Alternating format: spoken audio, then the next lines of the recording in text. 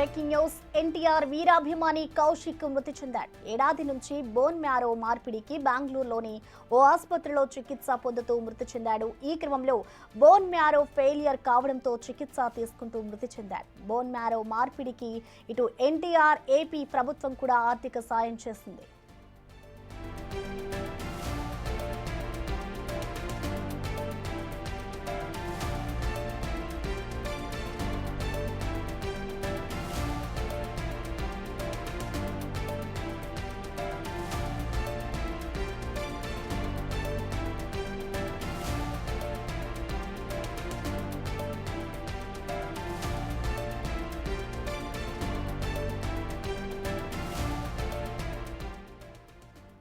కౌశిక్ మరణంతో అతని కుటుంబం కన్నీరు మున్నెరవుతోంది. ఇటు కౌశిక్ ఫ్రెండ్స్ తల్లడిల్లిపోతున్నారు.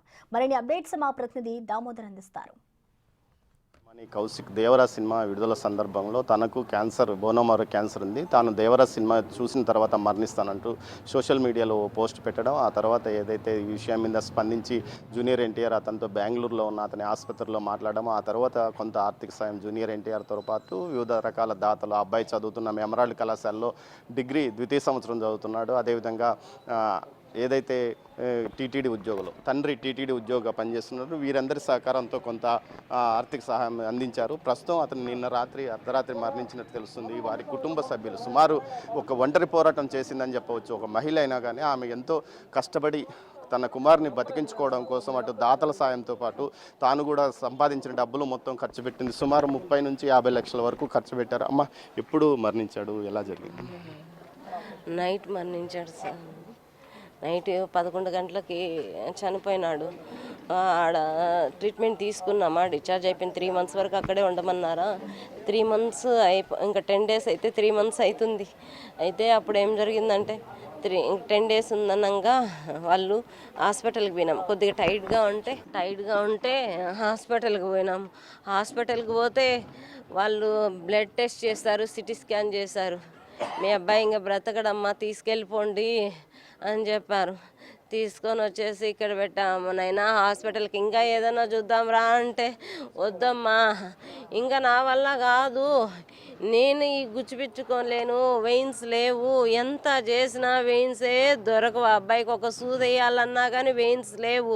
కాళ్ళల్లో చూస్తారు, చేతుల్లో చూస్తారు, ఏం చేసినా లేవని చెప్పేసి అబ్బాయికి నేను ఇంట్లోనే ఉంటా, ఎక్కడికి పో, నేను చనిపోయేటప్పుడు కానీ ప్రశాంతంగా చనిపోతానమ్మా, నాకు తెలుసు నేను చనిపోతాననేసి నన్ను ప్రశాంతంగా పెట్టమ్మా, నన్ను ప్రశాంతంగా చనిపోనివ్వు. 1.5 year ఇంట్లోనే చనిపోయినాడు. నిన్ను ప్రశాంతంగా చనిపోనివమ్మా, ఈ 10 రోజులన్నా నన్ను ప్రశాంతంగా ఉన్నివమ్మా అని చెప్పారు.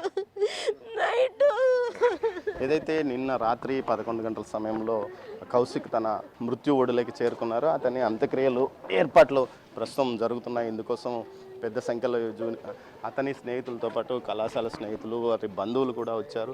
వీరందరూ అతని అంతిమయాత్రలో పాల్గొనడానికి ఇక్కడికి చేరుకున్నారు.